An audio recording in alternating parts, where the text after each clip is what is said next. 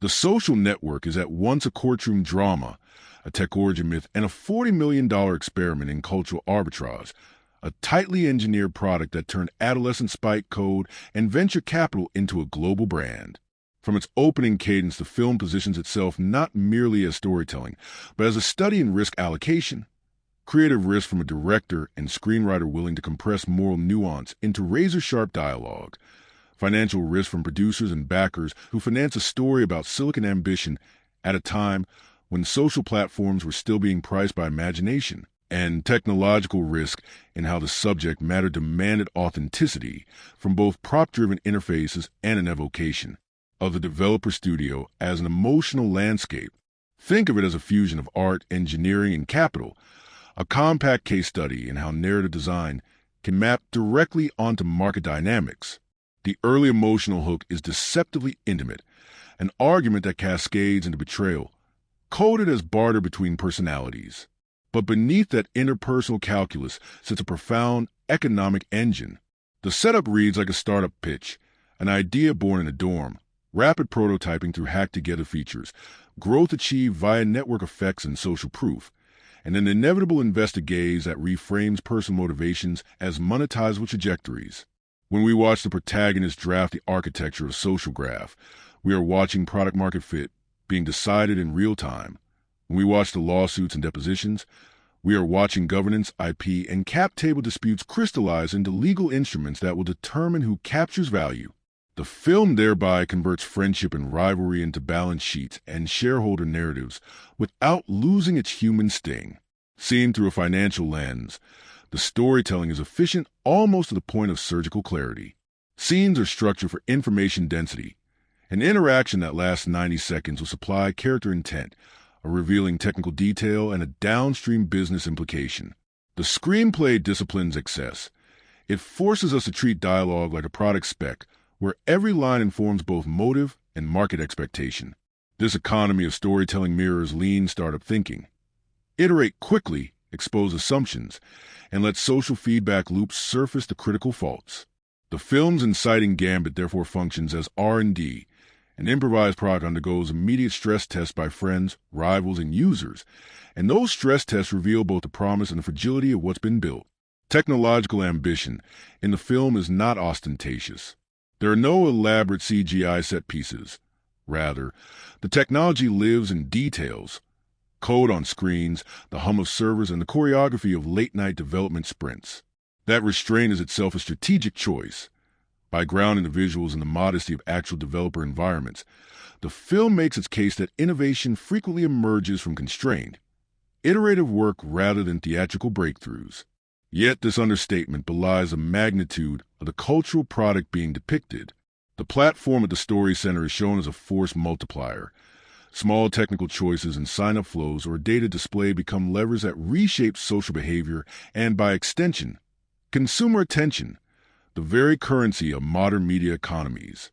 Investor psychology and creative gamble are threaded throughout the film's posture toward consequence. Money is not merely a plot device. It is the air the characters breathe. The film asks us to consider what investors are actually buying. Not simply a code base, but the promise of scale, the governance mechanisms that protect future revenue streams, and the cultural narrative that will convert product adoption into brand loyalty. The lawsuits that structure much of the narrative are, in this sense, corporate hygiene, messy but necessary processes that determine how value will be parceled out and legitimized in the public market reputation. That legal choreography functions as a reminder that creative success without contractual clarity can dissolve into contested stories and fractured returns. Emotionally, the film refuses easy sympathy. It treats ambition and loneliness as interdependent variables. The pursuit of outsized impact isolates, while isolation intensifies the desire for control, a cycle that produces both genius and moral myopia. This behavioral economy is the film's real innovation. It models decision-making under sparse information and shows how cognitive biases, status-seeking, loss aversion, and scarcity thinking distort ethical calculus. The result is a portrait of entrepreneurial subjectivity, where the cost of winning is often the erosion of relational capital. Finally, consider the film as a marketing artifact in its own right. Its release strategy, critical positioning, and subsequent cultural footprint demonstrate how a well-crafted narrative about technology can itself become a brand extension for the industry it depicts. The film monetizes fascination with startup culture by translating technical specificity into cinematic suspense. In doing so, it educates a broad audience about the levers of modern tech capitalism while packaging that education as entertainment. For creators and producers, the lesson here is clear.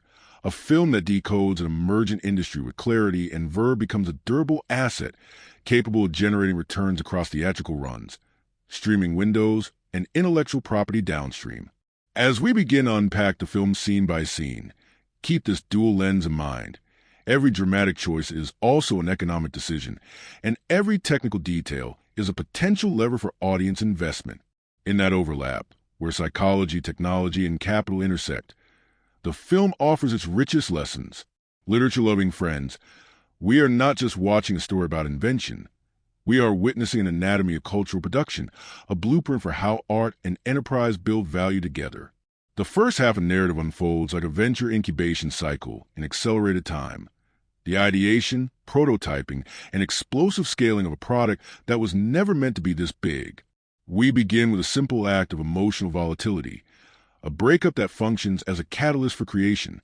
What seems like petty revenge soon morphs into an experiment in social quantification. Who's attractive, who's connected, who matters. The genius of this setup lies not only in its drama, but in its entrepreneurial metaphor. Disruption born from personal grievance. The protagonist transforms humiliation into data, emotion into code. It's the purest form of startup psychology. Convert pain into product. That psychological alchemy drives both narrative and economics, because what's being built here isn't just software, it's social infrastructure. As the dorm room energy kicks in, the first act visualizes what in business language we call bootstrapping under resource scarcity. The rooms are cramped, lit by the cold glow of CRT monitors, running on caffeine and adrenaline. These aren't cinematic luxuries. They're production design decisions that mirror seed-stage realism. No investors yet, no clear governance, only sweat equity and fragile trust.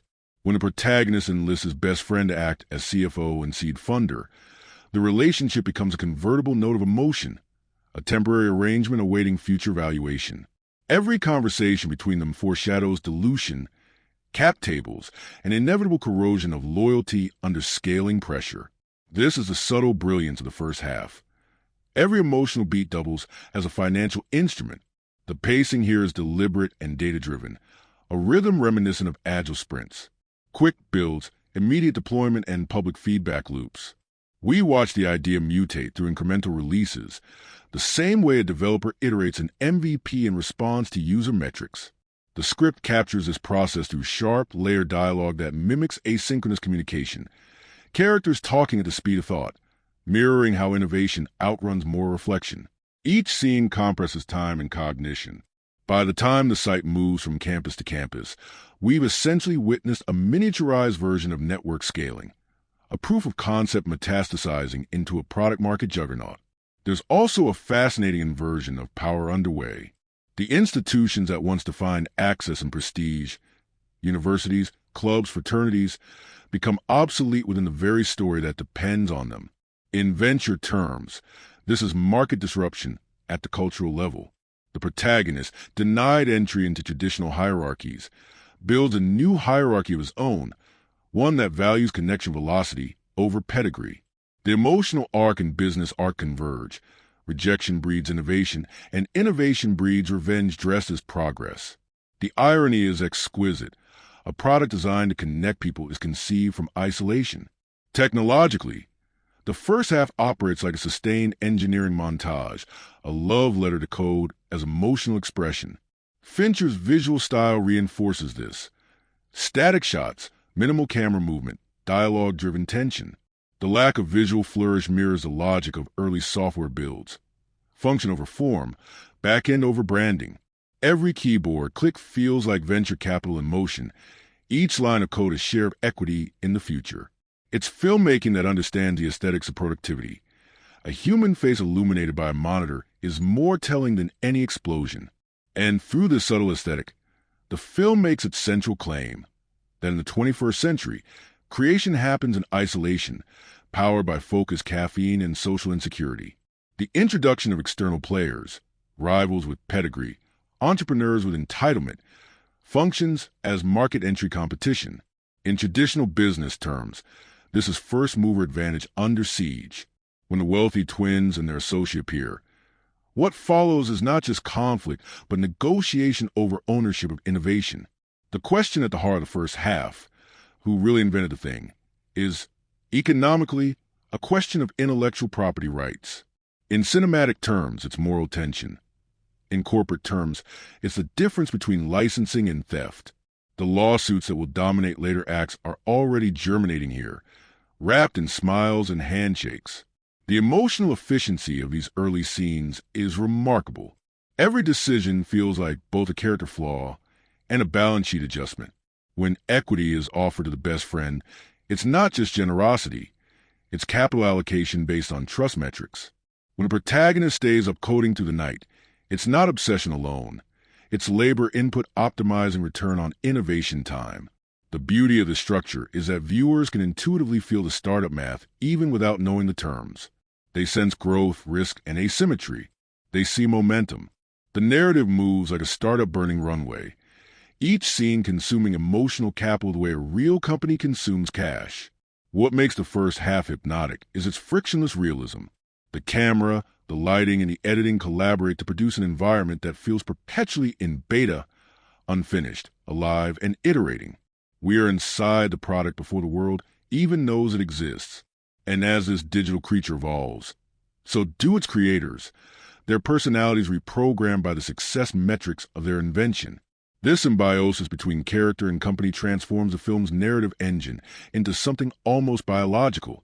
Success as mutation, growth as infection. By the midpoint, the film has achieved what every good business case study strives for. It has demonstrated product viability, audience demand, and founder instability. The holy trinity of entrepreneurial drama. The first half is the prototype come to life, the exhilarating phase before valuation distorts meaning. It's the pure creation rush before capital takes over. The second half unfolds like a late-stage startup scaling into chaos.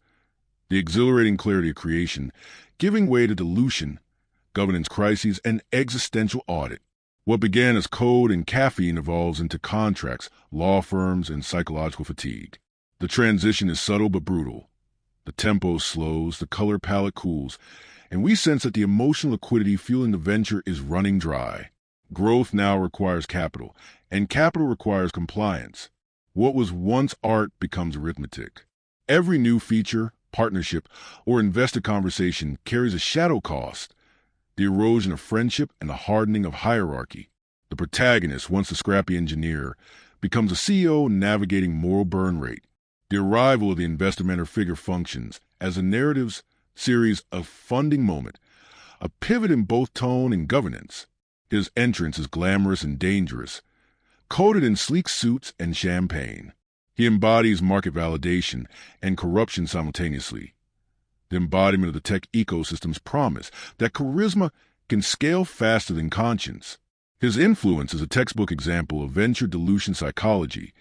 Founders intoxicated by access begin to mistake visibility for value. The protagonist, drawn to this magnetism, sacrifices the very equity of trust that built his company. This is behavioral economics rendered through character, a live demonstration of how social proof distorts rationality. In finance terms, he is trading loyalty for liquidity. The lawsuit framework that overlays a narrative in this half becomes more than a storytelling device. It's the film's architectural spine. The alternating depositions aren't just plot machinery, they're audit trails. Each deposition functions as a quarterly report, exposing previously unrecorded liabilities. Dialogue becomes accounting. Every word, every admission, adds or subtracts from valuation, not in dollars but in moral equity.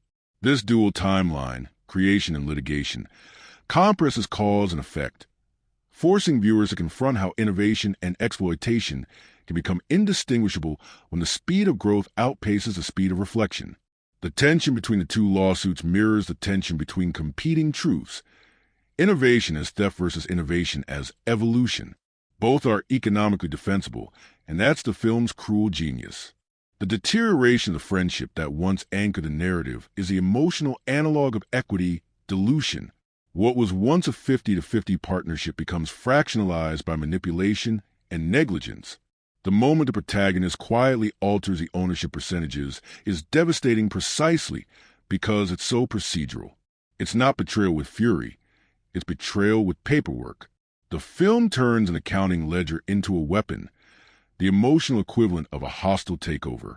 The friend's ousting becomes a metaphor for what happens when human loyalty tries to coexist with venture efficiency. Trust has no asset class. It cannot be amortized.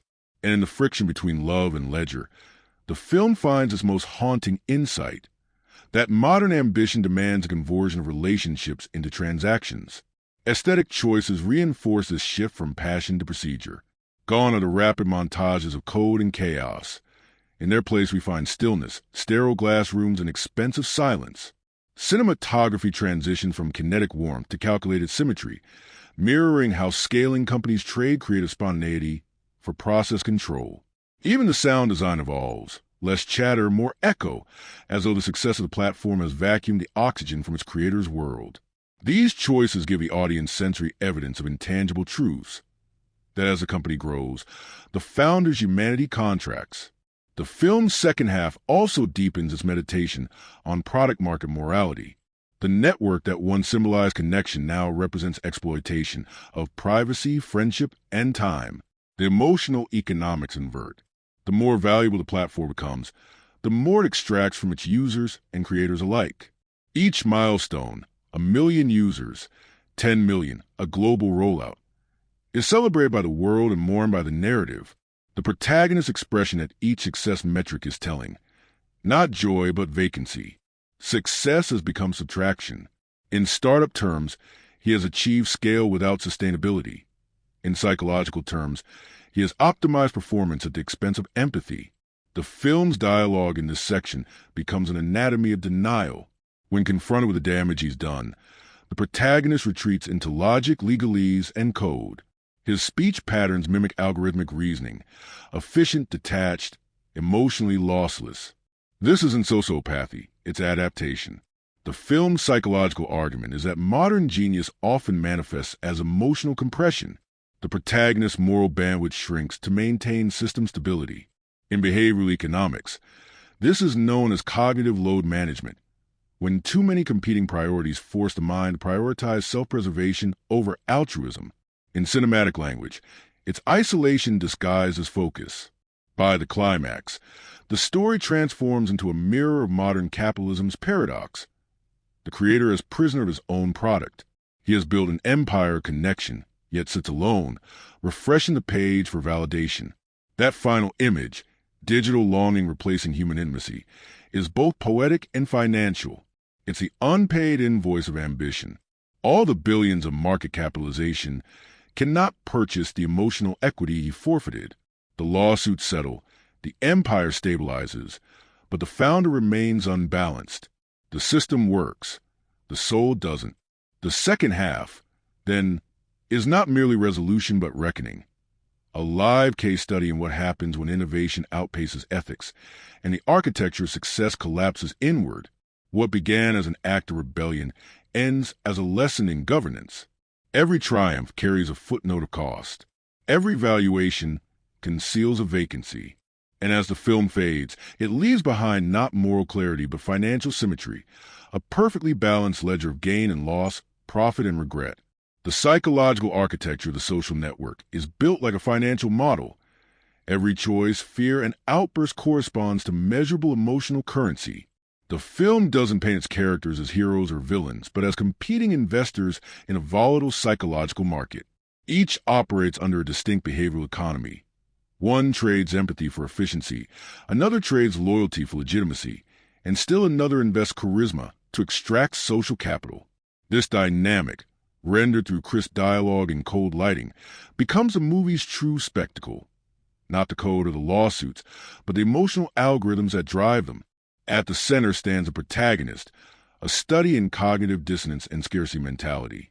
He's an engineer connection who cannot connect, A young man convinced that intellect is undervalued in a world ruled by appearances. From a behavioral lens, he embodies status anxiety, a deep fear of irrelevance that fuels overcompensation through creation. The breakup scene that ignites the film isn't just romantic conflict. It's the origin of a lifelong cognitive bias. Rejection becomes a data point he will spend the rest of his life disproving. Every decision henceforth, every sleepless night of coding, every confrontational meeting, is an investment in emotional vindication. This is opportunity cost psychology at its purest. By optimizing for genius, he forfeits belonging. His best friend, the co-founder turned outcast, is a contrasting behavioral type, risk-averse, relational, and slow to pivot. He represents loss aversion, the tendency to cling to fairness and trust even as the market rewards aggression.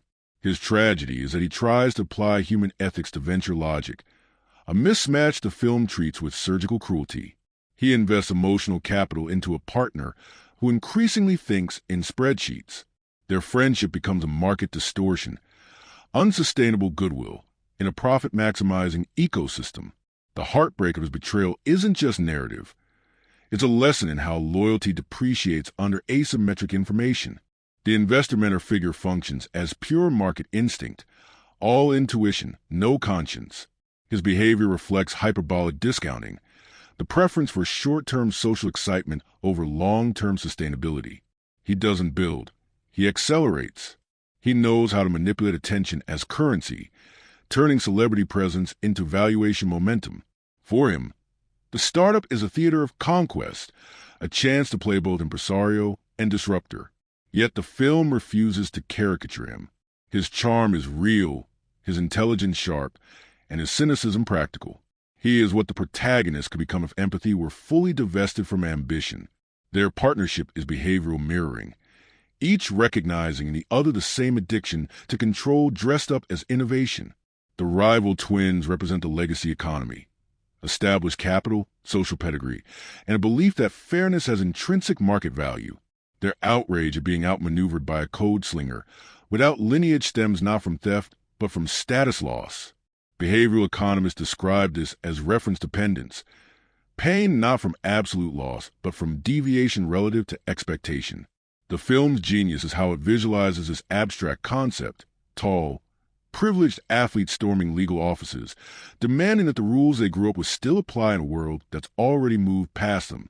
They're the displaced incumbents of a newly digitized order, unable to accept that their competitive advantage has been rendered obsolete by scale-free connectivity. Psychologically, all these characters orbit a single emotion: insecurity. The film's emotional core is not greed or lust for power. It's the terror of being ordinary. This is why the dialogue crackles with defensive wit. Every line a hedge against humiliation. The protagonist's sarcasm isn't humor. It's loss protection. The friend's gentleness isn't virtue. It's risk management. Even the investor's flamboyance conceals fear. The fear that if he stops performing confidence, the illusion of control will collapse. This shared insecurity becomes the invisible currency binding them together. The depositions, intercut throughout the narrative, function like therapy sessions disguised as legal warfare. Under oath, stripped of their bravado, the characters reveal behavioral truths. The friend confesses faith betrayed. The twins confess entitlement wounded. The protagonist, though outwardly calm, reveals guilt through microbehaviors, eyes that flicker, silences that last half a beat too long. The cinematography treats these moments as forensic evidence of emotion. Each close-up is a data visualization of regret. The film's treatment of intelligence is equally psychological. It questions whether brilliance inherently isolates. The protagonist's mind operates like an algorithm optimizing for efficiency, but humans are not code. His inability to simulate empathy becomes his fatal design flaw. The system he builds mirrors his cognition, fast, logical, and emotionally detached. It rewards attention, not affection. In this sense, the platform is a psychological clone, scalable, addictive, and lonely. The film's emotional punchline is that technology often inherits its creators' neuroses. Gender dynamics also play a subtle behavioral role. The women in the film are not developed as protagonists, but their presence exposes the male character's immaturity. The ex-girlfriend's dismissal, At the beginning functions as both wound and prophecy. Every subsequent interaction with women, from casual hookups to awkward encounters, becomes a failed feedback loop. The film doesn't excuse this, but interprets it as behavioral compensation. These men don't understand intimacy, so they industrialize validation. In that sense, the creation of social platform is less about connection than about control, a way to measure one's worth numerically when emotional language fails. By the end of the psychological journey, every character has paid their cost. The friend loses innocence, the rivals lose exclusivity, the investor loses novelty, and the founder loses peace. The audience is left with a portfolio of human outcomes, all technically profitable, all emotionally bankrupt. The behavioral economy of the story proves that innovation doesn't just disrupt markets, it disrupts minds. In the pursuit of scale, these characters mistake influence for intimacy and engagement for affection. What remains after all the lawsuits and milestones is a silent equilibrium of success without satisfaction, the perfect, tragic efficiency of human ambition. The film cost roughly $40 million to produce, a modest mid-tier budget by Hollywood standards in 2010, yet generated over $224 million worldwide, making an anomaly in both profitability and prestige. Those numbers alone would earn it a spot in the industry's case studies. But the real fascination lies in how that return was engineered. This was not a tentpole spectacle backed by toy lines or superhero IP. It was effectively a boardroom drama about database architecture. Turning that into a global cultural event required what I call EBITDA storytelling. Disciplined cost control paired with premium intellectual yield. Every creative decision, script length, location choice, post-production pipeline, was a line item in an emotional balance sheet, ensuring that the film's aesthetic intensity never outspent its financial sense. The financing strategy followed a low-risk, high-prestige model. Producers Scott Rudin, Dana Brunetti, Michael DeLuca, and Sean Chaffin leveraged their reputations to attract Sony Pictures and Relativity Media financing. The production's cash flow management resembled a tech startup's early round. Lean core spending supplemented by strategic partnerships. Most of the budget went to location replication. Harvard denied filming permission, so Johns Hopkins and sets in Los Angeles doubled for Cambridge. High-end digital cinematography using Red 1 cameras and extensive post-production editing. Over 8 months of non-linear assembly. What was saved on star salaries was reinvested in visual precision and time, two commodities that normally drive costs upward. That discipline meant the film could deliver auteur-level polish at half the cost of an average action picture. Marketing spend, estimated around $25 million globally, targeted educated urban audiences, the film's highest value demographic for advertisers. Sony's campaign treated it not as entertainment but as a social event, the origin myth of the very platform audiences were using to discuss it. Trailers ran on Facebook itself, an elegant instance of platform synergy.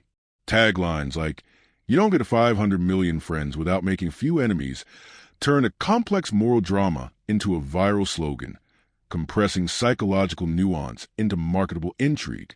The marketing ROI was phenomenal. Each dollar of ad spent returned roughly 9 in box office revenue. This efficiency was achieved by converting viewers into promoters. Sharing the trailer became a performative act of digital literacy. The campaign thus doubled as a behavioral experiment in attention economics. From an investor's view, the project's break-even point sat near $70 million when accounting for prints, advertising, and back-end participations. Crossing $200 million gross meant a 3 times multiple on cost, yielding strong profit margins even after residuals and awards campaigns. More important was the downstream revenue tail, streaming licenses, Blu-ray sales, and academic rights. The film quickly migrated into business schools and media studies curricula, guaranteeing evergreen educational licensing, a rare form of intellectual annuity. It continues to earn through high-margin digital rentals and bundled library sales to streamers seeking intelligent content for prestige positioning. In financial parlance, the social network functions as a compound interest asset, low volatility, steady long-term yield. Awards campaigns were themselves investments. Sony allocated an estimated $10 million for Oscar promotion, generating immeasurable brand equity. Each nomination amplified library value, driving renewed theatrical runs overseas and ensuring the film's perception as both profitable and profound.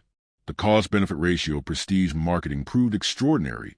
8 Academy Award nominations and 3 wins translated into spikes in home video sales and enduring academic demand. This is cultural finance at its purest. Prestige as a derivative instrument that increases asset valuation without additional production cost. Merchandising, while minimal, existed in unexpected forms. Soundtracks, books, and lecture circuits. Trent Reznor and Atticus Ross's score, produced for under $1 million, became a standalone commercial success, boosting ancillary revenue while branding the film with technological gravitas. The soundtrack streaming income continues to generate residual micro-revenue years later, demonstrating how emotional design elements can also be monetized.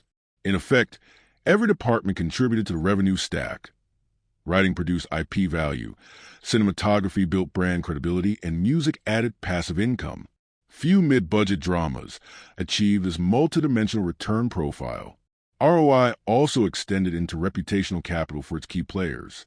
Director David Fincher solidified his brand as Hollywood's high-tech moral philosopher, a positioning that raised his own market rate for subsequent projects. Writer Aaron Sorkin converted his screenplay into a global masterclass in dialogue economy, boosting demand for his future collaborations. The lead actor's participation increased their individual valuation in the casting market, intangible yet bankable benefits that ripple through Hollywood's talent economy. In startup terms, the film was a founder-making IPO. It multiplied the market cap of everyone involved. Even the film's release window was chosen with surgical precision, dropping in October 2010 amid tech boom optimism but pre-Cambridge Analytica cynicism, maximize relatability and minimize backlash. Timing functioned like market entry strategy, capitalized before competitors flood the genre. The release captured the zeitgeist of early social media capitalism, when users still viewed platforms as liberation, not surveillance. This perfect product market timing magnified both profit and cultural resonance. By the time award season arrived, the film had converted critical acclaim into compounded brand value for Sony and Netflix, which later licensed it for streaming, turning a 10-year-old theatrical title into a digital evergreen.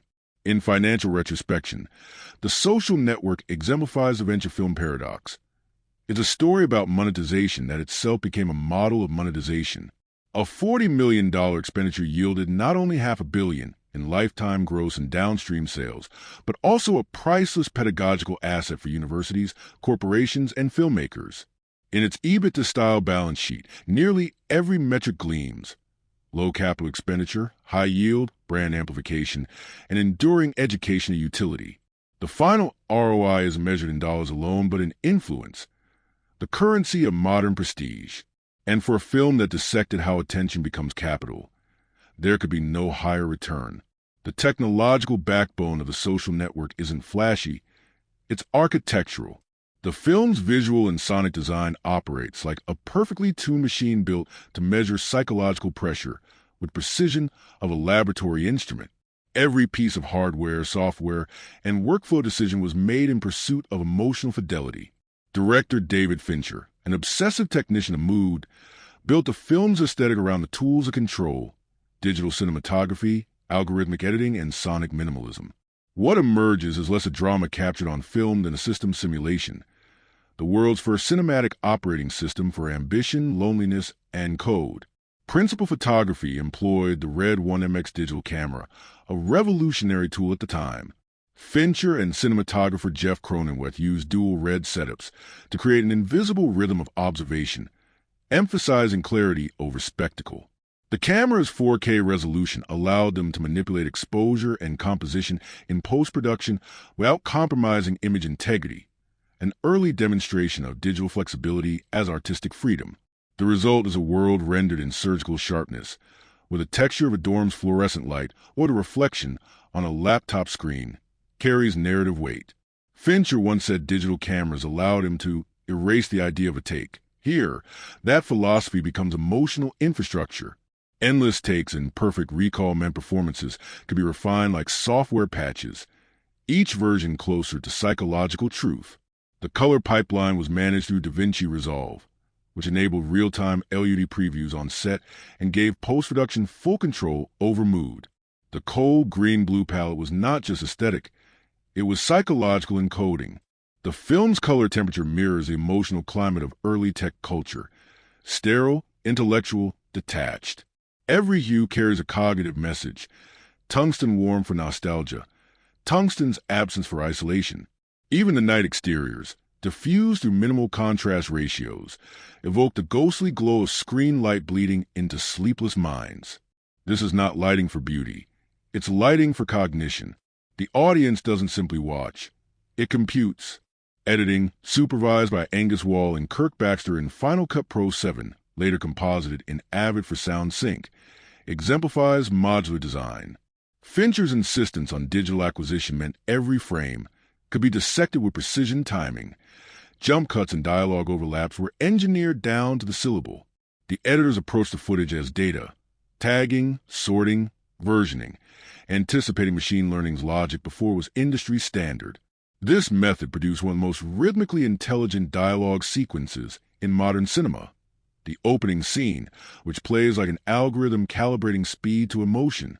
At 99 shots in under 9 minutes, it demonstrates that editing itself can be a behavioral study, pacing as psychometrics. Sound technology was equally forward-thinking. The mix, executed in Avid Pro Tools HD, utilized a 5.1 surround field, but with restrained spatialization. Instead of immersion through noise, it achieves presence through negative space. Reznor and Ross's score was composed and mixed entirely in the digital domain using Ableton Live and Logic Pro, integrating analog synth textures with sampled piano harmonics. Their approach treated sound design as neural feedback, oscillating frequencies that mimic thought. The track, Hand Covers Bruise, a minimalist theme built onto tuned piano loops, operates like ambient code, repeating, adjusting, decaying. Its dynamic range management ensures the listener's physiological engagement remains constant even during still scenes. It's not background music. It's emotional telemetry. Visual effects, though understated, required technological elegance. The most celebrated innovation, the Winklevoss twins portrayal by one actor, Armie, demanded seamless face replacement using a proprietary software package known as Split Scan. VFX supervisor Bob Fisher and the team at Lola Visual Effects developed a hybrid workflow that combined motion control cameras, clean play photography, and digital compositing. They mapped Hammer's facial performance onto Josh Pence's body with sub-pixel precision, matching micro-expressions frame by frame. The result? No uncanny valley, just duplicated humanity. It's a technical miracle disguised as realism, invisible innovation that serves story, not spectacle. Fincher's set workflow resembled agile software development. Every department operated on synchronized data loops. Footage was instantly ingested, logged, and color-corrected for immediate feedback. This closed feedback cycle eliminated analog latency and democratized creative review, a process studios would later adopt for streaming-era production. Fincher's insistence on metadata-driven shooting reports foreshadowed the industry's shift toward cloud-based asset management. Even timecode labeling followed naming conventions used in version control software, reinforcing the sense that filmmaking itself had become a software project. The use of CGI was surgical. Snow, city skylines, and even simple reflections were digitally composited to maintain environmental continuity. Harvard's digitally recreated facades in the opening act illustrate how technology can conjure authenticity while controlling logistics. The film thus becomes a manifesto for controlled realism. The idea that authenticity isn't about capturing reality, but simulating it with precision. This technical ethos mirrors its thematic core, a story about authenticity manufactured by code. What truly elevates the film's technological framework is how it embodies its subject matter. The same digital workflows that created the movie also define the world it depicts. The actors perform in front of screens while surrounded by screens. Editors edited data about people editing data about people. The boundary between representation and system collapsed. By embracing digital tools not as substitutes, but as extensions of narrative logic, Fincher transformed filmmaking into computation. The Social Network was not shot, it was rendered, Its innovation lies not in inventing new technologies, but in harmonizing them into a seamless production ecosystem where every pixel, sound wave, and color grade advances both emotional realism and operational efficiency. In retrospect, this integration forecasted the next decade of cinema. It taught studios that digital production could yield both artistic depth and fiscal discipline. That technology, used with restraint, could elevate narrative intelligence.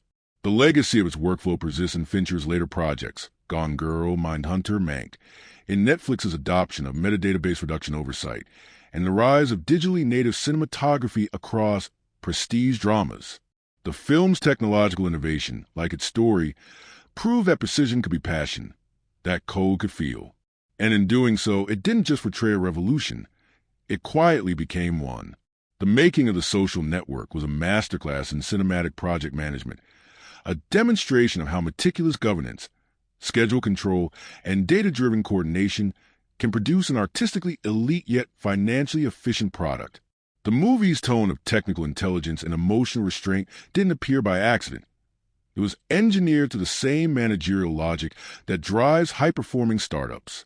Every aspect of production, from shooting schedules to payroll hierarchy, reflected Fincher's obsession with control as a currency. His set was not a playground for intuition. It was a command center where time equaled capital and precision equaled profit. Principal photography began in October 2009 and wrapped after just over 70 shooting days, a tight schedule considering the film's 268 distinct scenes and over 1,200 visual setups. For context, an average Hollywood drama might shoot 90 to 100 days for similar coverage. That 25 to 30% compression saved Sony millions in overhead, locations, and crew costs. Yet Fincher, notorious for demanding up to 60 takes per scene, paradoxically achieved both maximal performance and minimal schedule slippage. His efficiency was algorithmic. Long setup blocks, minimal camera movement, fixed lighting rigs, and near-silent communication channels. By stabilizing variables, light, position, and equipment, he eliminated cumulative error, transforming repetition into precision rather than waste. In production economics, this was workflow optimization at the director level. The studio's production office at Los Angeles Center Studios operated like a digital operations hub. Every take was logged, synced, and categorized overnight by assistant editors and data wranglers. The Daily's pipeline, running on Avid Unity shared storage, ensured that Fincher could review footage in near real time. This data infrastructure reduced creative lag, enabling the director to make micro-adjustments daily rather than weekly. The resulting continuous improvement loop mirrored the Kaizen principles of lean manufacturing, small iterative refinements leading to compounding quality gains. In an industry where reshoots can cost millions, Fincher's system virtually eliminated them. The film's production thus achieved what tech startups call negative churn, the ability to improve output quality without proportional cost escalation. The chain of command on set was structured like a hybrid between corporate and military hierarchy. Fincher functioned as both CEO and CTO, the visionary strategist and the technical engineer. Producers Sean Chaffin and Scott Rudin operated as CFO and COO equivalents, overseeing budgets, investor relations, and compliance. Below them, department heads, cinematography, art direction, wardrobe, sound, acted as modular units in a matrix organization, each responsible for measurable deliverables. This system discouraged creative chaos while preserving autonomy within boundaries. The psychological culture on set was one of disciplined creativity, a controlled environment in which artists could innovate only through process adherence. Many crew members later described the experience as intense but precise, likening it to working in a lab more than on a film set. Scheduling was governed by a form of resource allocation logic rare in Hollywood. Instead of front-loading emotional scenes and momentum, the production shot sequences according to environmental stability, temperature, daylight cycles, and logistical clustering. Harvard-like interiors were grouped to minimize travel and lighting resets, while exterior nights were concentrated into back-to-back marathons to preserve weather consistency. Fincher's production manager treated shooting days as cost-per-hour units. Every lost hour was quantified in budgetary terms.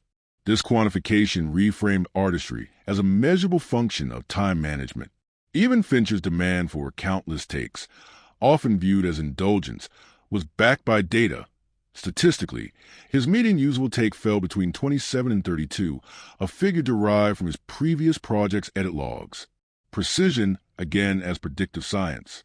Sony Pictures and Relativity Media maintain close oversight through digital reporting dashboards. Daily expense logs, payroll summaries, and footage counts were uploaded to studio servers nightly. This transparency not only satisfied financiers, but also demonstrated a new standard for accountability in mid-budget prestige projects.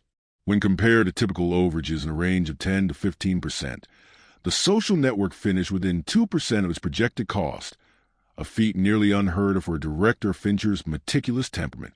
That efficiency made the film a template within Sony for future controlled-risk auteurism, giving directors creative latitude within predefined budget envelopes monitored by analytics.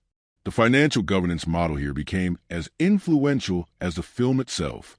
The Harvard Recreation posed a major logistical challenge, solved through a fusion of physical and digital management. Harvard's refusal to permit filming meant the production had to construct detailed replicas in Los Angeles, while dispatching a second unit to capture real Harvard exteriors under permit limitations. Coordinating those two data streams, physical set continuity and digital background integration, required precision scheduling and cross-departmental communication. The line producer solution was essentially data synchronization. Every scene was tracked by shot ID, lighting schema, and spatial orientation, ensuring that compositing teams could merge both locations seamlessly months later. In financial terms, this avoided the ballooning costs of full location relocation while delivering authenticity indistinguishable to the audience. Labor management was another domain of innovation. The crew operated under extended day agreements, trading overtime for compressed schedules and post-production bonuses. This incentive model mirrored stock options in startups. Deferred compensation tied to project completion metrics. It fostered loyalty and endurance without eroding morale. Crew turnover was zero during the principal shoot, a rare feat in high-pressure productions. In human capital economics, this demonstrated how aligning incentives across departments can convert creative burnout into operational endurance. Post-production followed a similarly corporate rhythm. Fincher's digital edit bay ran like an open-source development cycle. Every morning, the latest edits were circulated for internal critique among department leads. Notes were time-stamped and prioritized in shared spreadsheets. This iterative version control feedback loop ensured rapid convergence toward final cut quality. What Hollywood traditionally handles through instinct and artistry was here managed through pipeline logic, a discipline that allowed the creative process to behave like a well-run business. The editors often joked that Fincher treated frames like balance sheets, reconciling emotional debit and visual credit until the film achieved equilibrium. Ultimately, the production's economic design reflected its subject, a story about systemized ambition executed by a team that systemized ambition in reality. By merging creative aspiration with corporate governance, the filmmakers proved that art could achieve the efficiency of a well-audited enterprise without sacrificing soul. This fusion of creative freedom and managerial control became a new gold standard, one later emulated in Netflix's prestige productions and streaming-era scheduling algorithms. The social network didn't just dramatize the birth of a startup. It became one, running on discipline, data, and relentless iteration, proof that the language of cinema could speak fluently in the dialect of capital. One of the most fascinating qualities of the social network is that it feels utterly authentic even while bending history like heat-treated steel, reshaped, reinforced, and designed for structural integrity rather than literal truth. Its historical accuracy, therefore, operates on two levels: factual compression and psychological authenticity. The screenplay by Aaron Sorkin, based on Ben Mesrich's The Accidental Billionaires, was never intended to be a documentary, but a dramatized audit, an emotional truth statement built on selectively rearranged financial and interpersonal data. Every major event portrayed did occur in some version of reality, but like any market prospectus, the footnotes reveal where precision gives way to presentation. At the factual surface, the film's chronology condenses roughly 3 years of the platform's early development, from 2003's Face Mash prototype to the 2008 lawsuit settlements, into a narrative arc lasting mere months. This is deliberate compression, a method of storytelling that mirrors the way financial analysts create quarterly snapshots of decade-long trajectories. Fincher and Sorkin decided that emotional realism mattered more than linear documentation. They wanted the audience to feel the acceleration of the digital era, to experience what it meant to live through exponential growth before it became measurable. The speed of events in a film therefore functions as a cinematic stand-in for the speed of technological disruption itself. Time bends to match innovation velocity. The film's depiction of Harvard's culture in 2003, while heightened, is remarkably precise in sociological texture. The exclusivity of final clubs, the gender imbalance in computer science, and the emerging divide between institutional privilege and hacker culture are all drawn from real sociocultural data. Sorkin and Fincher consulted with Harvard students and alumni to ensure vernacular, architecture, and even dorm layout accuracy. The production design team pored over archival photos to reconstruct dorm interiors, the clutter of Red Bull cans, tangled cables, and makeshift routers, down to era-accurate Ethernet ports and Dell monitors. The digital equipment visible on screen corresponds almost exactly to what early developers used. IBM ThinkPads, CRT screens, and early Apache server setups. These aren't nostalgic props. They're historical instrumentation, artifact of the dawn of social media capitalism. The representation of coding practices also achieves rare authenticity for a mainstream film. The lines of PHP seen on screen were reviewed by actual programmers, ensuring that the syntax and database calls made sense in context. The face mash sequence, for instance, displays a correct use of get curl and Perl scripts to scrape student images. Real tools and real configurations, not movie gibberish. Fincher's insistence on coding accuracy turned those scenes into visual choreography, honoring the reality of how early internet entrepreneurs operated.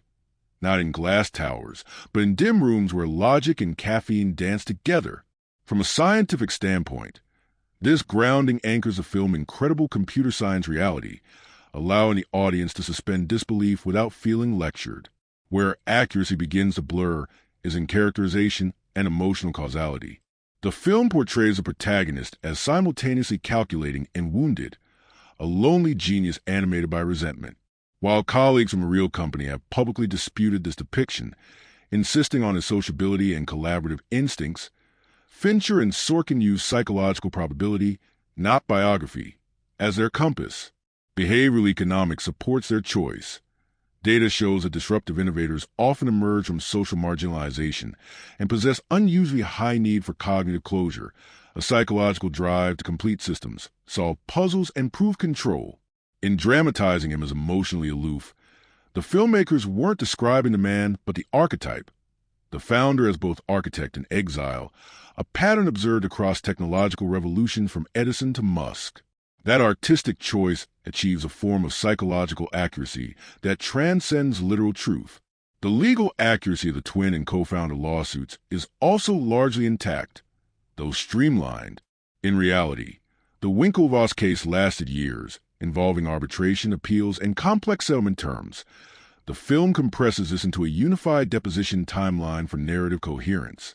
Legal scholars have noted that the script captures the essential dynamics of intellectual property disputes: idea conception, breach of confidentiality, and dilution of equity.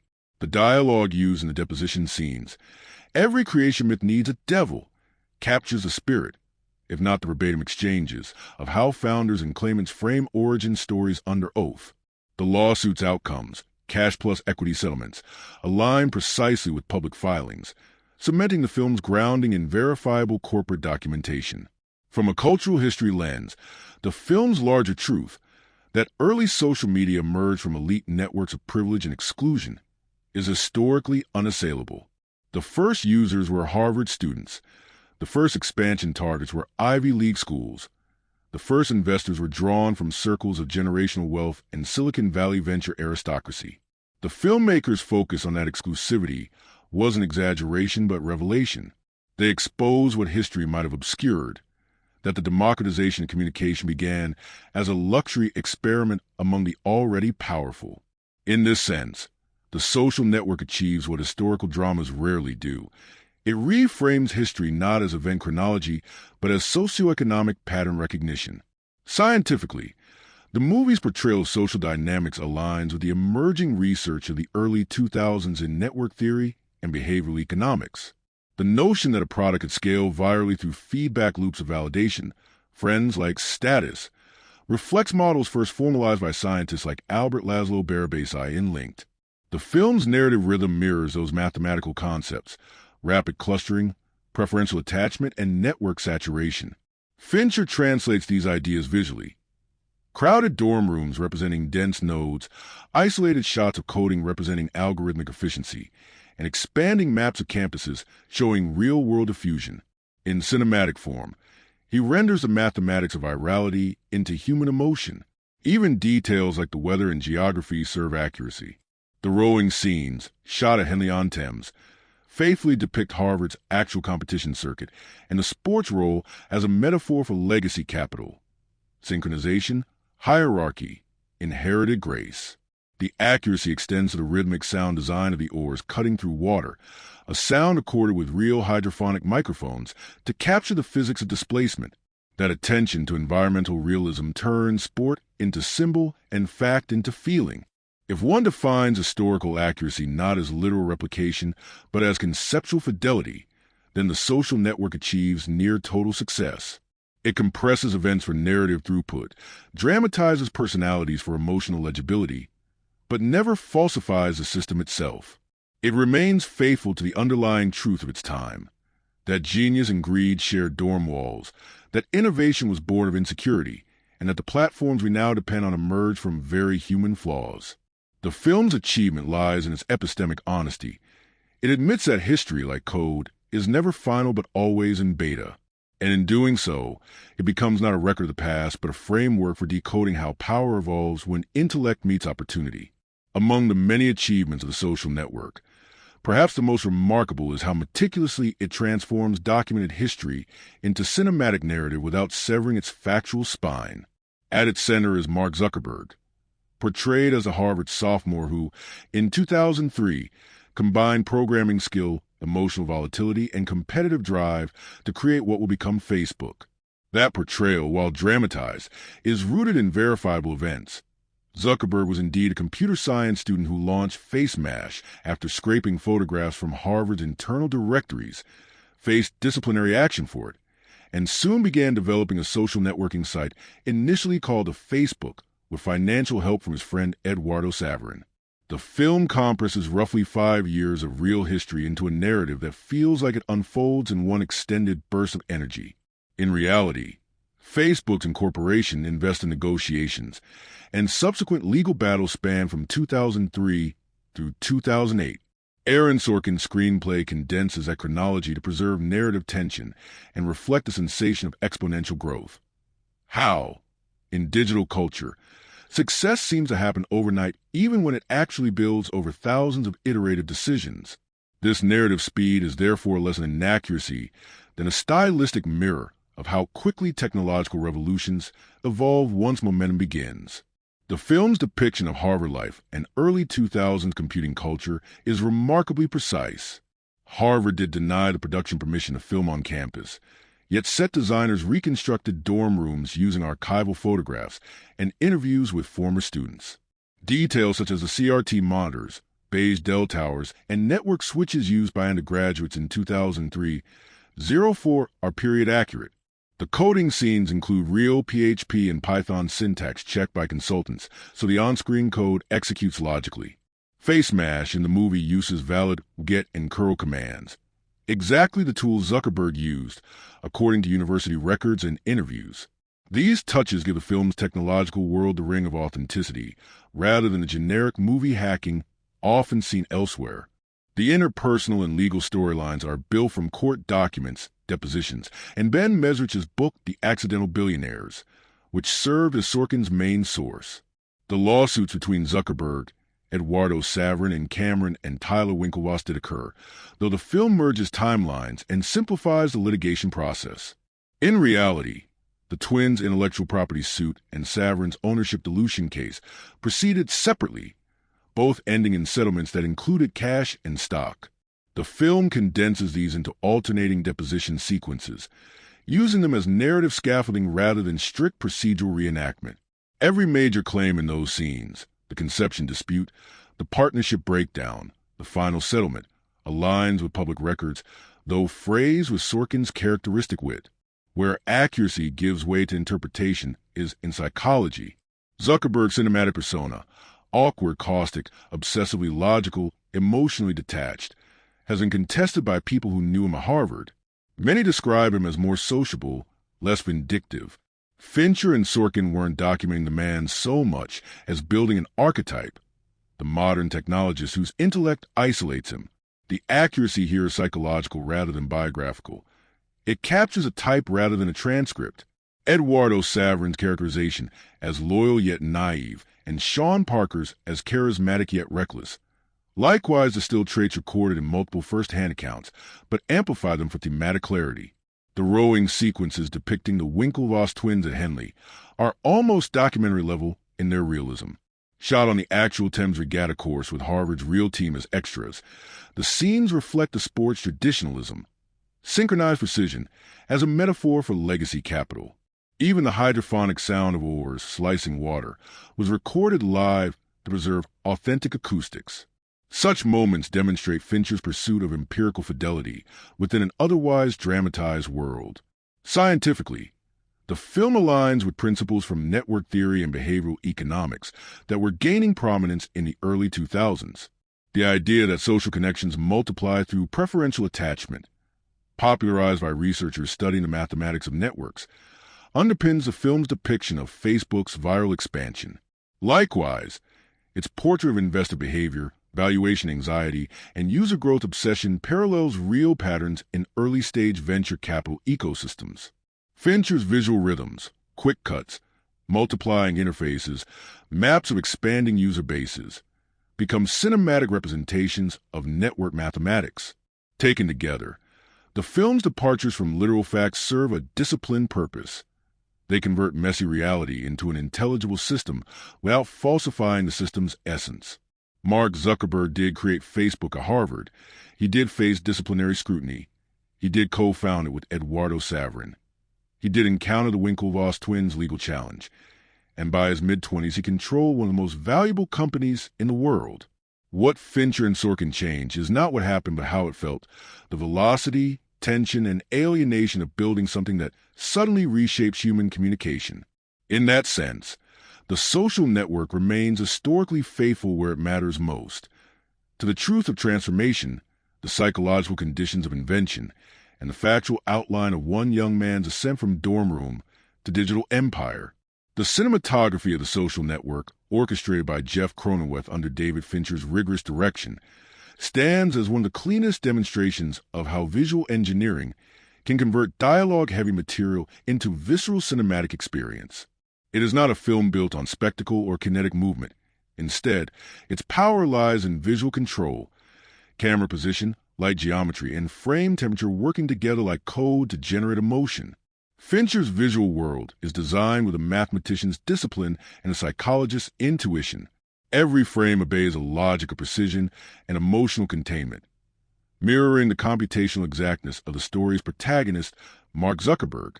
Cronenweth shot the film digitally using the Red 1MX camera system, which in 2009 represented the cutting edge of large-format digital cinematography. This was Fincher's second elaboration using the Red after The Curious Case of Benjamin Button, but here the technology found its true thematic home. Digital sensor provided Fincher with exact repeatability. No film grain, no chemical unpredictability, allowing him to control exposure, depth, and texture with a constancy unattainable in analog. The ability to review footage instantly on set fit perfectly into his obsession with iteration. Scenes could be analyzed like data, adjusted, and recaptured until they met a precise tonal formula. This digital pipeline echoed Zuckerberg's own coding process. Endless revisions until perfection appeared indistinguishable from detachment. The film's color space was meticulously managed in post-production using DaVinci Resolve, giving it that now iconic cold palette. Desaturated blues, muted greens, and low-contrast neutrals. The Harvard interiors glow with tungsten light that barely warms the frame. Even social gatherings feel airless, the heat of youth subdued under intellectual sterility. The nightclub scenes, drenched in deep crimson and black, embody the seduction of capital and ego. The shift between color temperatures acts as an emotional algorithm. Warmth equals nostalgia. Cold equals control. Fincher and Cronenweth built these transitions into their LUD design from pre-production, so every lens change corresponded with emotional calibration rather than convenience. Compositionally, Fincher favors symmetry and distance. The camera often observes Zuckerberg from fixed, slightly elevated angles, a perspective that renders him both subject and specimen. The shallow depth of field isolates faces against unfocused backgrounds, visually encoding social alienation. In group shots, the geometry of blocking becomes psychological notation. One figure stands slightly out of axis, another framed by a doorway or window pane, as if the architecture itself is fencing them in. Fincher avoids handheld instability. Instead, he uses dolly and tripod moves of almost imperceptible smoothness. This creates an artificial calm, a visual equivalent of suppressed tension. The motionless camera becomes an ethical witness, detached, analytical, incapable of comfort. Lighting design, led by gaffer David Lee, operates on principles of mathematical simplicity. Scenes are often lit with a single key source diffused through practical fixtures, producing realistic shadows and deep midtones. Harvard dorm interiors use practical desk lamps and computer monitors as key lights, their glow creating pools of isolation within dark frames. This method makes technology itself a light source, the machines illuminating the humans they dominate. In deposition sequences, Fincher floods the conference rooms with soft overhead fluorescence, flattening features and neutralizing warmth, turning law into laboratory. The aesthetic of artificial neutrality reinforces the film's emotional thesis. When every choice is optimized for efficiency, humanity flattens out. The rowing sequence at Henley-on-Thames marks the film's most technically audacious stretch. Shot with long lenses from tracking boats and cranes, the footage employs a near monochrome palette and shallow focus that visually separates rowers from the chaotic crowd. Fincher used a phantom high-speed digital camera to capture or splashes in hyper-detailed slow motion, synchronized with the chemical precision of Reznor and Ross's remix of Griegs in The Hall of the Mountain King. The visual rhythm, symmetrical strokes mirrored by pulsing score, turns athletic coordination into mechanical metaphor, heritage and hierarchy moving in perfect, outdated harmony. It's Fincher's way of showing old-world synchronization competing against new-world speed. Cronenweth's lens selection further accentuates this precision. The production employed Zeiss ultra-prime lenses, prized for their lack of distortion and clinical sharpness. This optical neutrality let Fincher manipulate focus digitally in post without perceptible degradation, another example of his preference for non-destructive workflows. The lens's consistency across focal lengths also reinforced continuity across multiple takes, essential given Fincher's reputation for shooting dozens of iterations per scene. Each lens choice was treated like a variable in an equation, adjusted to maintain emotional consistency as dialogue shifted emphasis. Camera movement serves an architectural rather than emotional function. Instead of chasing action, it tracks perspective changes, entering and exiting rooms, transitioning from one conversation cluster to another. This gives a film an almost Cartesian clarity. It moves like thought, not like impulse. The few handheld moments, such as Eduardo's explosive confrontation outside the Facebook office, register all the more violently because they break the established grammar of control. When the frame finally shakes, it feels like a system crashing. In the digital intermediate phase, Fincher and colorist Ian Vertovec employed high dynamic range to emphasize micro-contrast, the subtle gradient shifts that make skin tones appear alive within otherwise muted palettes. Blacks were crushed carefully to achieve density without loss of information, producing a velvety image texture that became Fincher's signature look in later works. Highlights were rolled off to preserve detail in screens and reflections, avoiding clipping that might distract from the realism. The result is a visual field of total precision, sterile but hypnotic, beautiful because it is exact. Even the editing rhythm contributes to cinematographic engineering. The decision to alternate between depositions and flashbacks required perfect tonal equilibrium. Each cut had to feel inevitable, not interruptive. Editors Angus and Kirk Baxter synchronized visual pacing with emotional gradient, a slow pan following a quiet line, then a sharp cut to verbal acceleration. The editing pattern has its own logic of resolution and recursion, much like algorithmic loops in software design. Ultimately, the social network redefined how digital cinematography could express interiority. Its aesthetic isn't designed to dazzle, but to measure. Every pixel serves the psychology of distance. Every movement quantifies ambition. The visual engineering mirrors the world it studies, one in which human relationships are broken down into data points, optimized for efficiency, and rendered in immaculate resolution. Through that lens, the film becomes self-referential, a digitally shot portrait of a digital revolution, precise enough to look beautiful and cold enough to feel true. The Social Network is one of those rare works where every dialogue exchange, color choice, and cut carries an ideological load, a commentary not just on the rise of Facebook, but on the architecture of power in the digital age. Beneath its procedural surface lies a lattice of themes that extend far beyond its setting: ambition, alienation, the commodification of identity, and the moral corrosion of innovation. It's not a film about coding. It's a film about what happens when the emotional vulnerabilities of a generation become the raw material of capitalism. At its thematic core stands the idea of connection as paradox. Mark Zuckerberg creates a network that promises social closeness, but ends up amplifying isolation. The more people connect online, the less meaning physical connection retains. This irony is the film's heartbeat, a digital architecture built to satisfy the creator's emotional deficit. In narrative terms, Zuckerberg's loneliness becomes both the motivation and the disease, the emotional bug baked into the code. The final scene, where he sits alone refreshing his ex-girlfriend's profile, distills this perfectly. The man who built the world's most successful communication system is trapped in an infinite feedback loop of validation and emptiness. Another dominant theme is class and privilege. Fincher's Harvard is not just a backdrop, but a social model, a laboratory of stratification.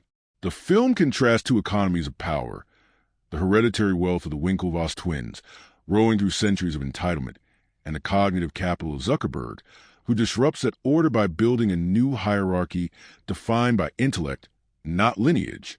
Yet Fincher refuses to romanticize meritocracy.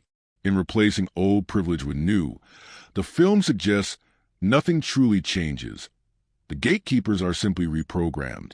Digital networks replicate the same hierarchies they claim to democratize. Harvard's final clubs become metaphors for access itself, exclusive networks mirrored in code. The third major motif is speed as morality.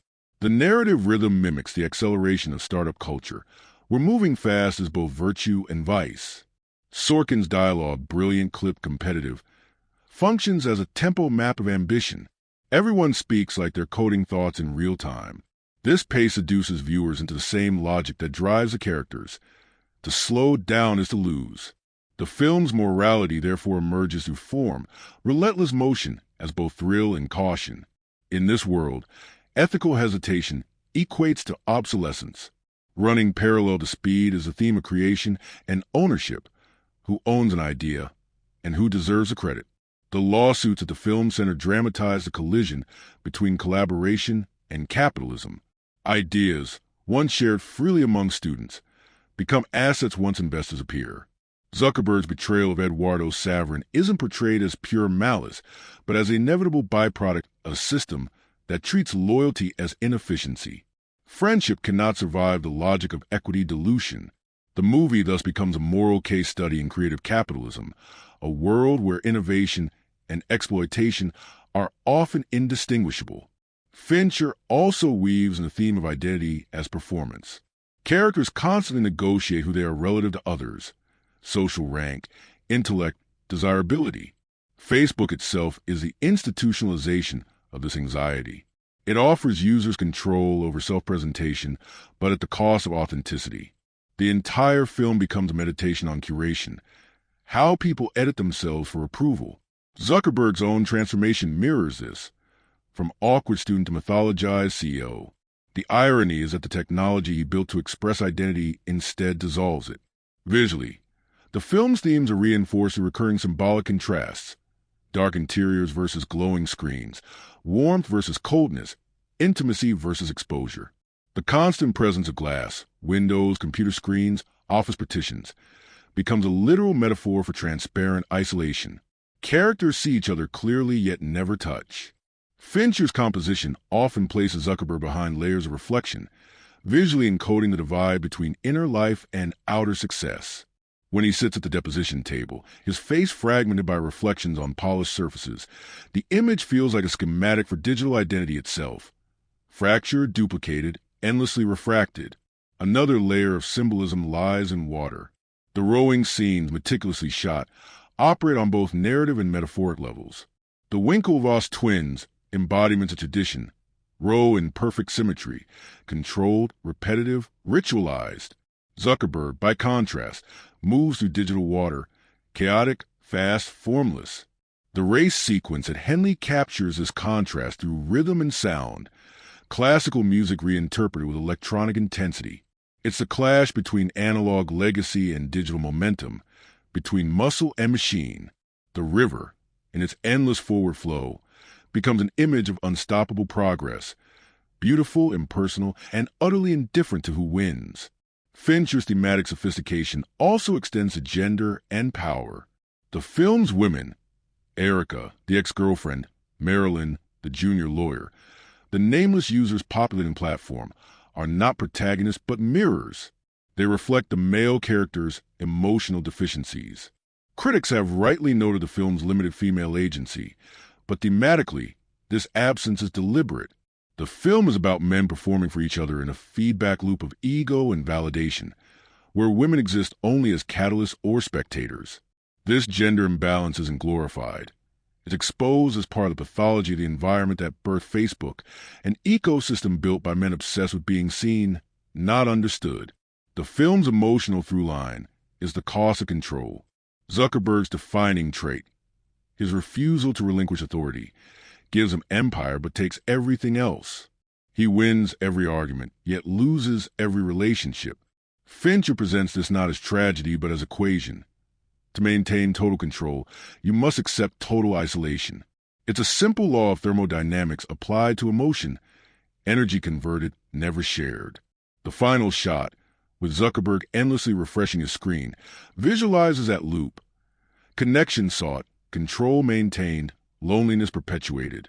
Ultimately, the social network operates as both a period piece and a prophecy.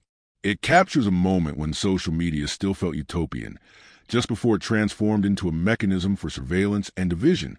Watching it now, the themes resonate with uncanny foresight, ambition without ethics, genius without empathy, and technology without soul. It suggests that every great innovation carries within the seed of its undoing, that progress is always shadowed by regression, and that behind every network designed to connect us lies a single, unfixable human truth. We will always refresh the page, hoping it finally loves us back. The filmmaking method behind the social network exemplified David Fincher's belief that cinema is a precision instrument. Every stylistic decision, from camera movement to sound compression, serves a unified goal: to translate the architecture of intellect and ambition into cinematic language. This is not a film that aims to overwhelm. It aims to calibrate. Its techniques are so seamless that most viewers don't notice how much engineering hides beneath the stillness. Fincher's multi-take discipline remains legendary. Reports from the set confirm that he routinely shot 30 to 70 takes per setup, refining micro-timing and dialogue until rhythm itself became meaning. Jesse Eisenberg's rapid diction, for example, was not spontaneous. It was sculpted over dozens of repetitions until cadence equaled cognition. Fincher's insistence on repetition created performances with algorithmic precision. Every pause deliberate, every overlap engineered to reveal hierarchy. The director's process, though notorious for fatigue, ensured consistency across the film's nonlinear structure. Depositions and flashbacks could intercut smoothly because emotional continuity was mathematically aligned. Editing became an extension of this philosophy. Angus and Kirk Baxter assembled the film entirely in digital space, marking one of the earliest prestige pictures edited without physical film intermediates. Their use of metadata tagging for performance takes allowed Fincher to access any line or gesture instantly, a workflow that would later influence Netflix's digital post-production pipeline. The editors treated footage as information rather than raw art. sorting, cataloging, and recombining scenes through version control, much like software development. This non-destructive methodology became a prototype for future high-volume digital productions. Sound design followed the same ethos of analytical restraint. Ren Kleise's mix keeps environments almost clinically quiet, letting the smallest ambient details, keyboard clicks, server hums, the shuffle of deposition papers, occupy the emotional register that music might in another film. When Reznor and Ross's score enters, it doesn't underscore feeling, it quantifies it. Tracks like Hand Covers Bruise use low-frequency oscillation and tape saturation to approximate psychological vibration. The 5.1 mix positions electronic hums at the periphery of the sound field, making the audience feel surrounded by circuitry. The soundscape thus becomes behavioral data, emotion expressed as signal noise. Cinematographically, Fincher and Jeff Cronenweth's collaboration represents one of digital cinema's inflection points. The Red 1MX camera, shooting in 4K RAW, gave unprecedented latitude and exposure. Fincher exploited this to build visual consistency across 268 scenes, each meticulously matched in luminance curves. The absence of photochemical randomness meant that Fincher could treat lighting mathematically. Every ratio of key to fill was logged and repeatable. This precision liberated post-production color grading. Ian Vertivek's digital intermediate sessions could reshape tonal balance scene by scene without visible artifact, establishing the industry's modern workflow for prestige digital drama. Visual effects were deliberately invisible. The most complex composite, duplicating Armie hammer as both Winklevoss twins, involved body double Josh Pence performing alongside Hammer, then digital facial grafting through motion track clean plates. The result achieved indistinguishability even in long takes, setting new standards for subtle VFX realism. Other digital work, such as environment extensions and weather enhancements, serve continuity, not spectacle. Fincher's guiding principle: audiences should never sense pixels, only presence. Production design by Donald Graham Burt and set decoration by Keith P. Cunningham contributed their own precision engineering. Harvard interiors recreated at Los Angeles Center Studios were measured to architectural drawings, ensuring plausible proportions. Surfaces varnished oak, matte steel, glass were chosen for their light reflective coefficients, feeding directly into Cronenweth's exposure charts. The design, therefore, wasn't aesthetic ornament, but a mechanical partner in cinematography, giving Fincher the controlled reflectivity his algorithmic lighting demanded. Fincher's blocking strategy replaced spontaneous choreography with diagrammatic motion. Actors moved on geometric vectors, diagonals, parallels, and counteraxes, generating invisible tension. This blueprint-like staging, combined with static framing, evokes the emotional logic of code. Everything functions, nothing breathes freely. The audience subconsciously senses that perfection has replaced warmth. Marketing mirrored the film's formal precision. Sony's campaign leaned into minimalism. The one-sheet poster, Eisenberg's face behind white text reading, "You don't get a 500 million friends without making a few enemies," became instantly iconic.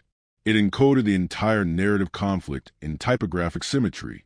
Trailers used Reznor and Ross's score to signal cerebral tension rather than action, positioning the film as both thriller and cultural essay. This academic thriller branding attracted adult and educated demographics, giving Sony an unusually high per-screen average on opening weekend. Box office performance confirmed the strength of that strategy. Domestically, the film opened at $22.4 million, finishing with $96.9 million U.S. and $127 million internationally, for a worldwide total around $224 million. Against a production budget of roughly $40 million and marketing estimated at $25 million, the film achieved an impressive 3 times return before home media revenue. Blu-ray, digital sales, and long-term streaming licenses have since pushed total lifetime gross well above $250 million equivalent. Critical acclaim, 8 Academy Award nominations, 3 wins, extended its tail value, ensuring continuing licensing and curriculum use in business and media courses worldwide. From a craft standpoint, The Social Network marks a turning point in Hollywood technique.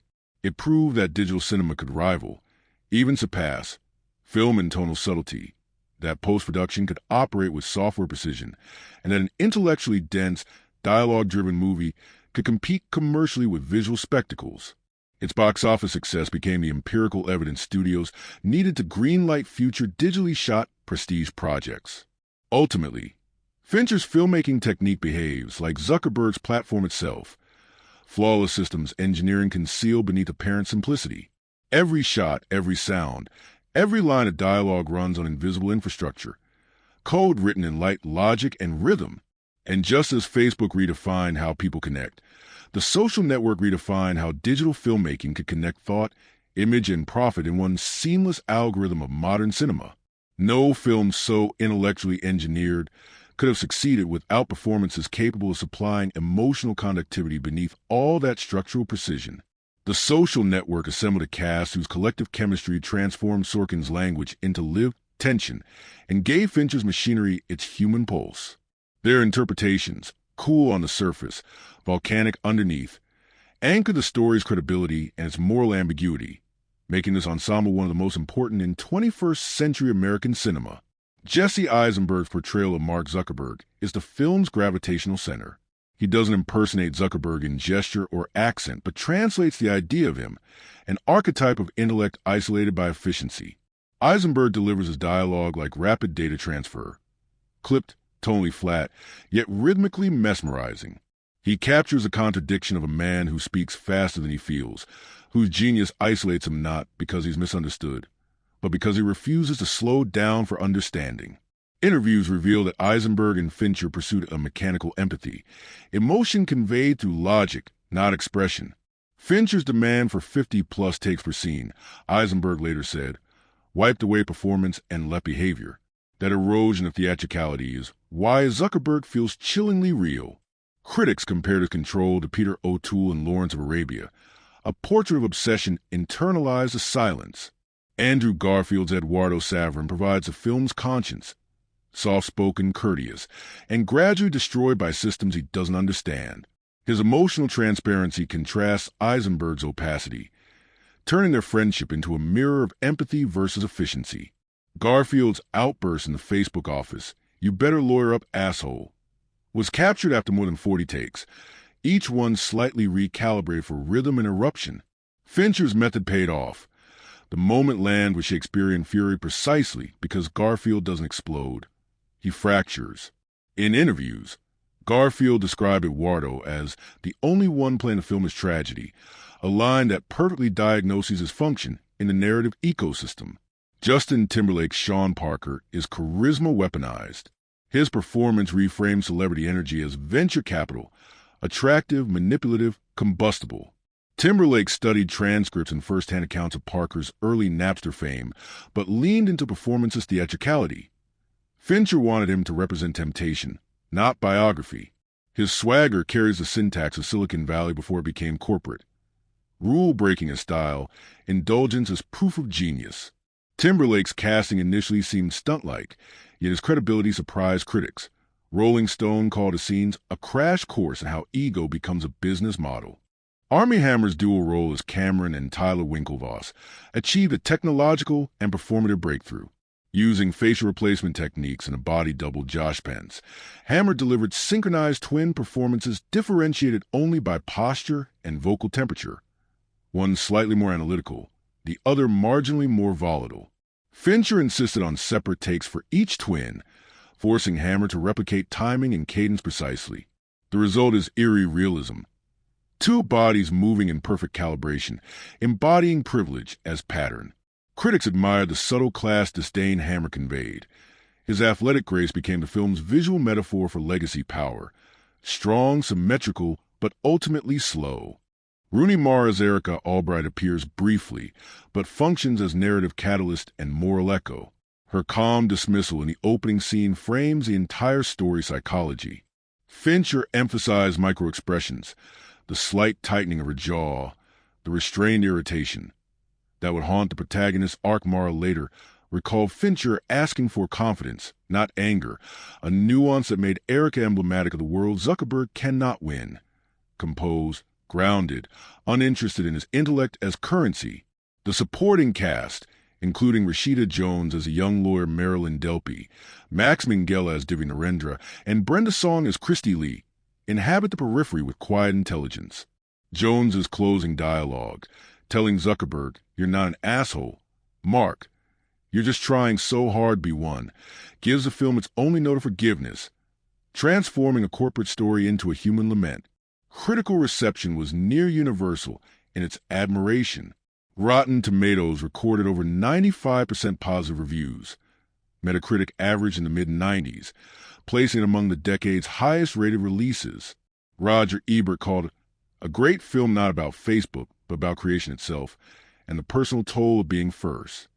The New Yorker praised Fincher's architectural direction, while Variety noted that Sorkin's dialogue crackles with the inevitability of prophecy.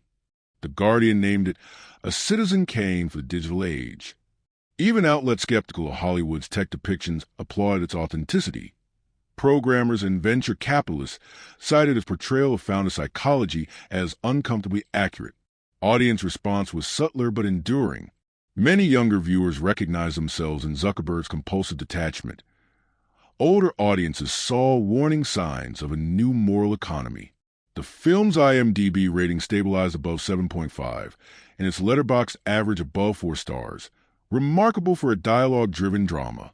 Its post-theatrical life expanded exponentially. By 2015, it was streaming on Netflix in over 40 countries, often topping algorithmic recommendations for biographical drama and tech industry. Its classroom adoption has been equally widespread, used in courses on entrepreneurship, digital ethics, screenwriting, and behavioral economics, making it one of the few modern films to cross from entertainment into curriculum. Awards validated both critical and popular enthusiasm.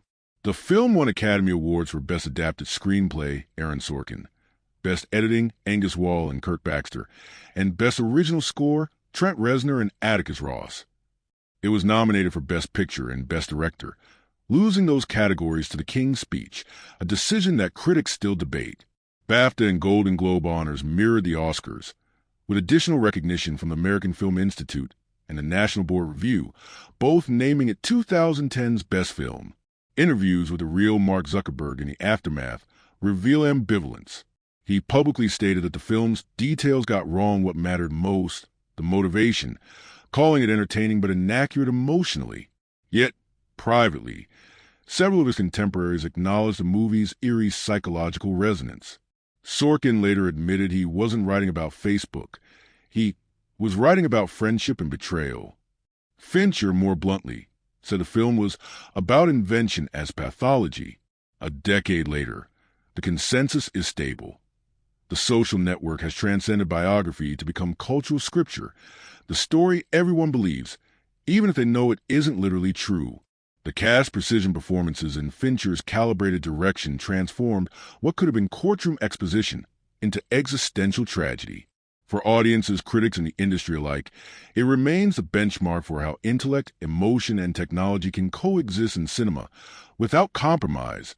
Proof that a story about data can move like poetry, and that great acting, when restrained by discipline, can make even code feel human. Every generation produces one film that doesn't just depict its time, but defines its operating system. For the first decade of the 21st century, The Social Network was that film, an X-ray of how intellect, insecurity, and capital fuse to reshape human connection. Watching it now, 15 years after its 2010 release, feels almost eerie in its prescience. It predicted not only the cultural dominance of social platforms, but the psychological architecture they would enforce. Constant comparison, algorithmic validation, and the quiet loneliness of endless connection. What Fincher and Sorkin crafted was more than a biographical drama.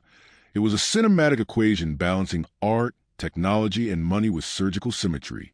At its emotional core, the film is about the cost of invention, Mark Zuckerberg's achievement, the creation of the most influential communication platform in human history, is portrayed not as triumph but as transaction. He trades warmth for precision, friendship for control.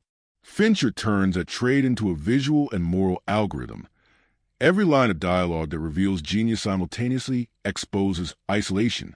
In business terms, he achieves infinite scalability at the price of unshareable ownership. The haunting brilliance of Jesse Eisenberg's performance is that he never seeks redemption, only optimization. The film leaves him not broken, but looped, refreshing the same page, the same memory, the same absence. It's the cinematic equivalent of recursion, a program running forever without closure. Technologically, The Social Network captures a crucial inflection point, the moment digital filmmaking itself became self-aware. Shot entirely on the Red 1MX, it was among the first major dramas to prove that high-end digital could achieve not just visual fidelity, but emotional texture. The precision of digital capture mirrored the precision of the world it depicted. Code, pixels, screens. Fincher turned data into atmosphere. Every shot looks engineered rather than photographed, which is exactly the point. A story about artificial connection rendered through an artificial medium. The camera doesn't observe. It computes. In that sense, the film is both about and made by algorithms. From a financial and industrial standpoint, it demonstrated the commercial viability of intellectual cinema. A $40 million dialogue-driven movie grossing over $220 million worldwide was, in Hollywood's logic, a statistical anomaly. Yet it succeeded because it treated intelligence as entertainment and marketed emotion as analysis. Sony and Relativity Strategy, using Facebook's own platform for promotion, became a case study in meta-marketing. The product about connection sold itself through the medium it critiqued. The film thus achieved what Zuckerberg's platform later perfected, monetizing introspection. Even its awards campaign functioned like an A/B test in prestige marketing. Elegant, minimal, ruthlessly efficient. Philosophically, the film endures because it never answers a question it raises: whether connection built from code can ever compensate for connection lost in life. It's a story about innovation that refuses the myth of progress. The Harvard dorms, the depositions, the glass conference rooms, all are variations on the same box, each one a tighter container for ambition. Fincher's aesthetic of control becomes thematic architecture. The tighter the frame, the smaller the soul. Sorkin's dialogue, simultaneously verbose and repressed, gives us minds that can articulate everything except what they feel.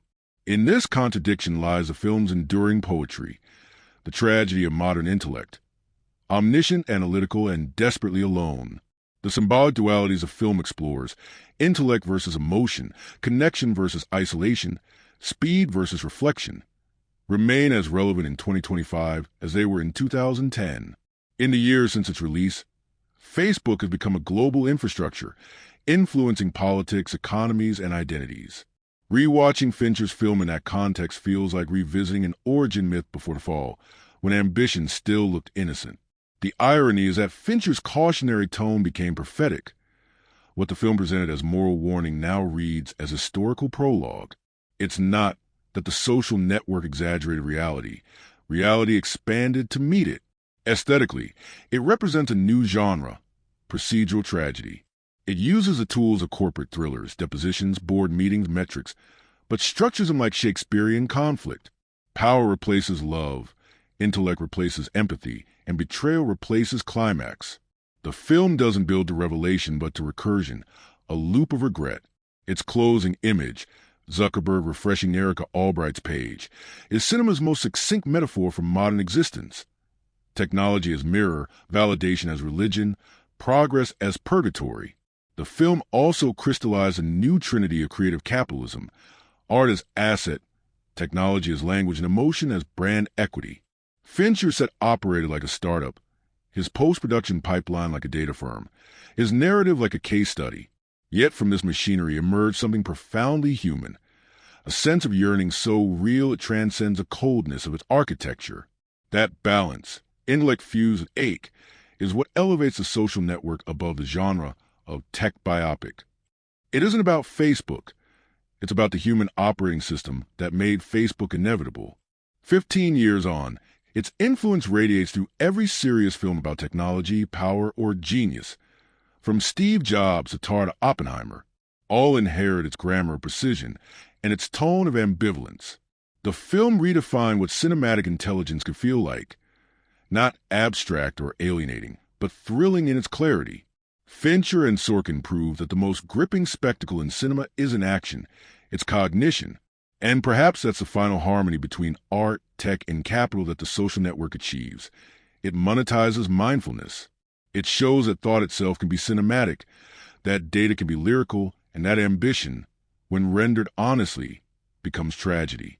For all its chill, the film leaves behind a strangely human afterglow, a quiet sadness for what progress costs. If you found this deep dive meaningful, my literature-loving friends, consider liking and subscribing so we can keep decoding the business and beauty of cinema together.